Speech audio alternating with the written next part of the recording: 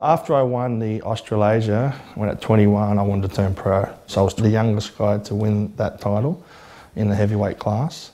And I beat some seasoned bodybuilders that had been trying to win that show for quite a few years, who had been around a lot longer than me. And I won unanimous. And I was no longer just a little junior, I was a heavyweight. And my name went around. I got some guest posing work, and that was in 1998 after I won that show. I was on top of the world. I got to do a guest pose 3 or 4 months later in New Caledonia.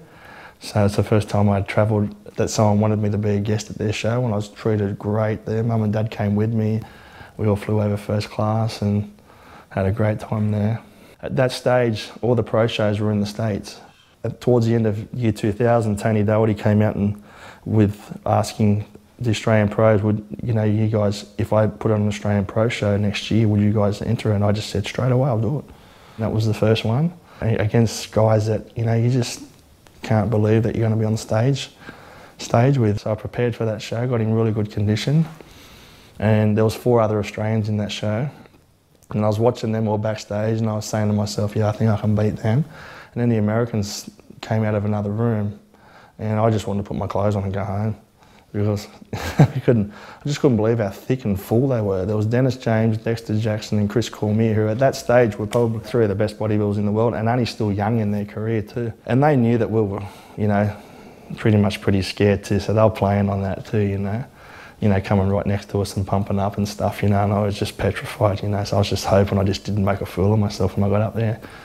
Just very intimidating. I didn't look at it at the time that, okay, I'll get to their standard, I'm only young, they're older than me. I just looked at it, my God, I'll never get to that size, I'll never be able to stand next to these guys and look decent, But I thought as long as I can beat the other 4 Australians, that's all I wanted to. I managed to finish 10th place. I beat one American guy, which I was really happy with, and I ended up getting awarded Australia's best pro that day. So it was big for me. I was on a roll, The following year, I came out in my best shape at that stage, and I placed 7th. And I remember Chris Cormier pulling me aside saying, you got to go over and do an American show, But at that stage, I have to save for a year or 2 to get over there. I just got talking on the internet with a few people in America, not professional bodybuilders, just guys that live there, and they go and watch these shows, and I'll be like, wow, what would it be like to go and watch one of these shows in the States? So I saved up enough money, and I thought, I met some people on the internet that lived right next to Venice Beach, and they said, we'll put you up at our place if you help us with our training. So I thought, oh, okay. So I just went over there, and I had a month to stay there.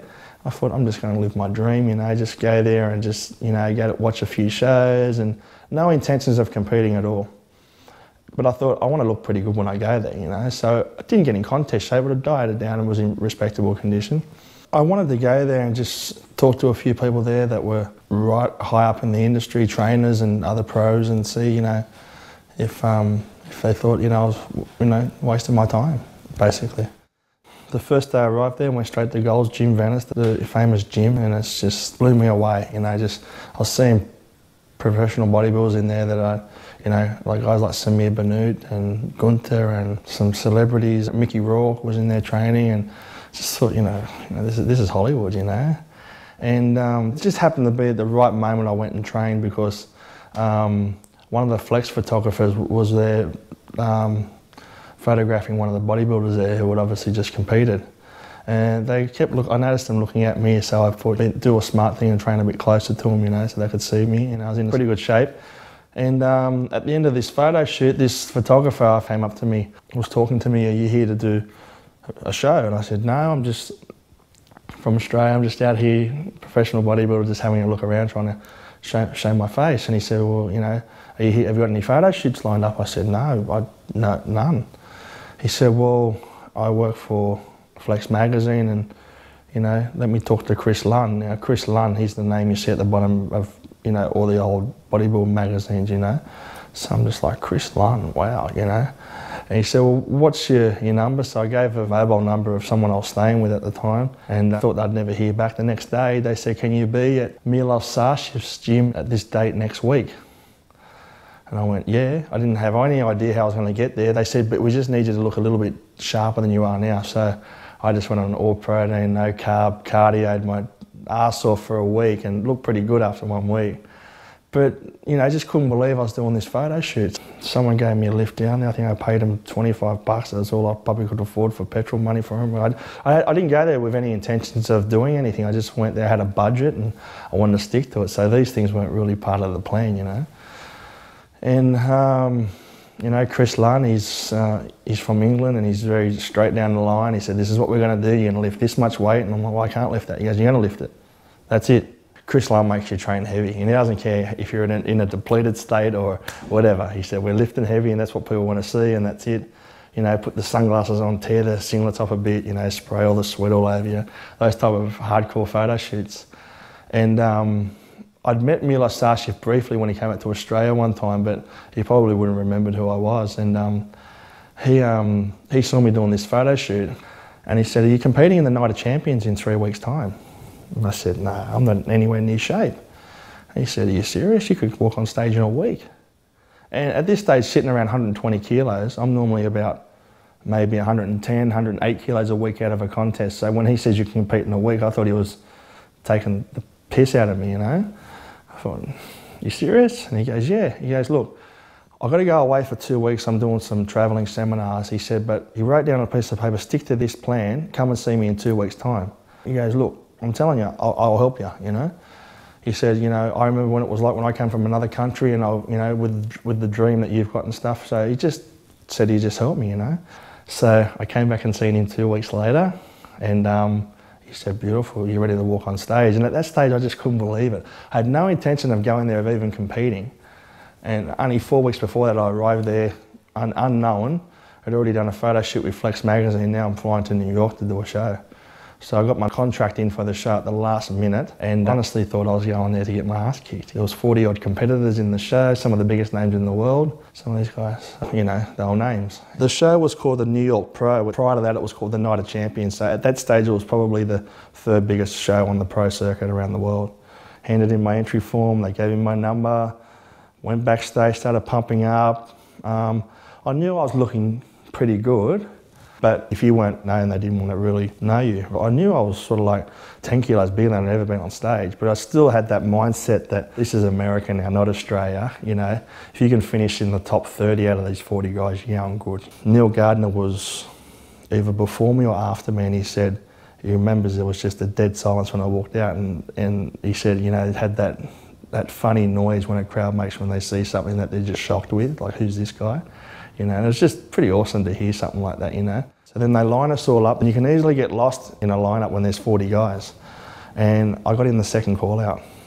If there's 4 guys in the first call out, or 5 guys, or 3 guys, you can pretty much guarantee that's going to be your top 5 in the show. So if you get in the second call out, there's a good chance you're going to be in the top 10. And they had to call my name 3 times because actually I thought they got the name wrong, you know. And Luke Wood, and they yelled it out again. You know, and to a point where the people in the crowd were saying, Luke, they're calling your name out. I thought, shit, this can't be, you know. I thought they're going to look at me, put me straight back in the line. They kept me there for 5 call-outs straight, and I'd never done that. Worked out about 40 poses in a row, no break. I remember finishing that and going throwing up because I'd never been pushed that hard. And I couldn't get back to my hotel room after the prejudging because all the photographers and the people that were there wanted to come and talk to me now. So that was a really good feeling. You know, where you're from, what are you doing here, when's your next show, and all these questions I just didn't know how to answer. Anyway, by the end of the night, when I'd finally found out my placing, I placed 7th, you know. Top 5 went through to the Mr. Olympia too. It was still hard for me to believe because I kept thinking, you know, you've just placed 7th in a show, a pro show. To a lot of people that mightn't sound big, but this wasn't 10 or 12 guys in the Australian Grand Prix. This was 40 guys on an American stage in New York where you've never competed before, where it's very easily to just get lost in the crowd. I rang Mum. First of all, I rang Dad, answered the phone. I said, Dad.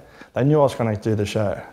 And I said, I got 7th. And he said, but you got 6th at your last show. Don't worry, mate, better luck next time. I said, he didn't understand that there was, you know, this was a big, huge show. So I said, thanks. Yeah, you'll be all right.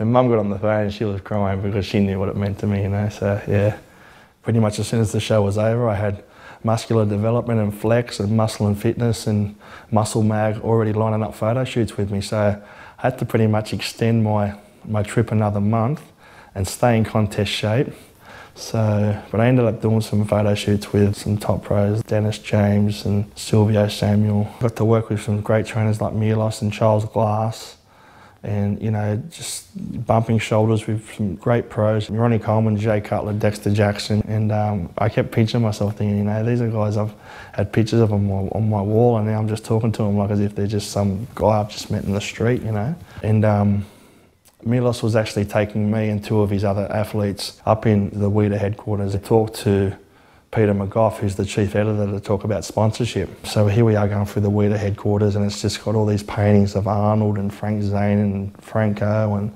Larry Scott and Sergio, all the great past Mr. Olympias, these full-size, you know, floor-to-ceiling portraits of them, and it's just, you know, like you're in a palace. You know, it must have been 100 people working in there, editors and publishers and you name it. And it just so happened when we were leaving, like we'd finished there for the day, we're going to have some lunch somewhere. Peter McGough said to us, "Joe's coming in, do you want to stay around and meet him?" And we just went, yeah. So we went into his office, which is the same office I've seen in so many photo shoots. You know, it's an office probably twice the size of this room. Just a huge desk and a big chair like The Godfather, and you know, and there we are in front of Joe Weider, stripped down, going through our posing, and he's, you know, showing, you know, you should put your leg this way. 80-year-old man saying, no, you got to put your arm back this way. And I'm just like, you know, does life get any better than this, you know? Because there's a lot of guys that were competing then for 10 years that hadn't met Joe, because he didn't really come out much then, you know? So we were just really lucky that day that he was decided to come into work that day.